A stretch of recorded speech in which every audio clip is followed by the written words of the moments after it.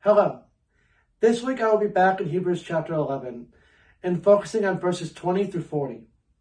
For those who have their Bible or Bible app open and they want to follow along, that's where I'll be this week. By faith, Isaac blessed Jacob and Esau concerning things to come. By faith, Jacob, when he was dying, blessed each of the sons of Joseph and worshipped, leaning on the top of his staff. By faith, Joseph, when he was dying, made mention of the departure of the children of Israel and gave instructions concerning his bones. The fact that Jacob's deceit is not mentioned reveals how grace covers all. Though his natural sight was gone, Jacob's eye of faith was clear as he crossed his hands and pronounced a greater blessing on Ephraim, the younger son. This is in Genesis chapter 48, verses 13 to 20. Joseph expressed complete faith in the promises concerning the land of Canaan and spoke of a departure from Egypt centuries in the future. By faith, Moses, when he was born, was hidden 3 months by his parents because they saw he was a beautiful child. And they were not afraid of the king's command. What verse 23 is explaining here is that the story of Moses' faith begins with the faith of his parents. By faith, Moses, when he became of age, refused to be called the son of Pharaoh's daughter, choosing rather to suffer affliction with the people of God than to enjoy the passing pleasures of sin. Esteeming the reproach of Christ greater riches than treasures in Egypt, for he looked to the reward. Only faith can influence such a great choice, which looked far beyond the present scene. By faith, he forsook Egypt, not fearing the wrath of the king, for he endured as seeing him who was invisible. By faith, he kept the Passover and the sprinkling of blood, lest he who destroyed the firstborn should touch them. By faith, they passed through the Red Sea as by dry land, whereas the Egyptians, attempting to do so, were drowned. Verse 27 probably refers to the night of the Exodus. See, only a godly faith can see the invisible. By faith, the walls of Jericho fell down after they were encircled for 7 days. By faith, the harlot Rahab did not perish with those who did not believe, when she had received the spies with peace. And what more shall I say?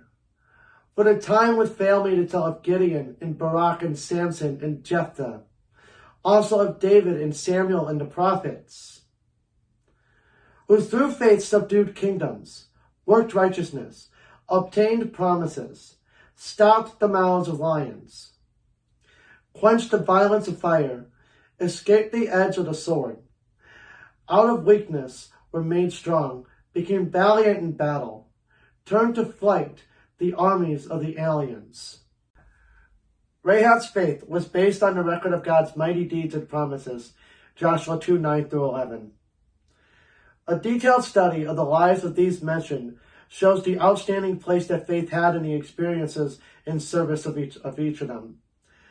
Personal shortcomings were victoriously overcome as they looked away from themselves and looked to the greatness of God. Women received their dead raised to life again. Others were tortured, not accepting deliverance, that they might obtain a better resurrection. Still others had trial of mockings and scourgings, yes, and of chains and imprisonment.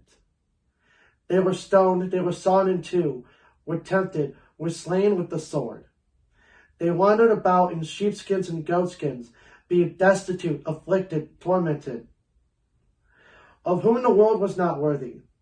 They wandered in deserts and mountains, in dens and caves of the earth. The fact that others were tortured and suffered various ways shows that faith is not an automatic exempt from hardships, trials, or tragedy.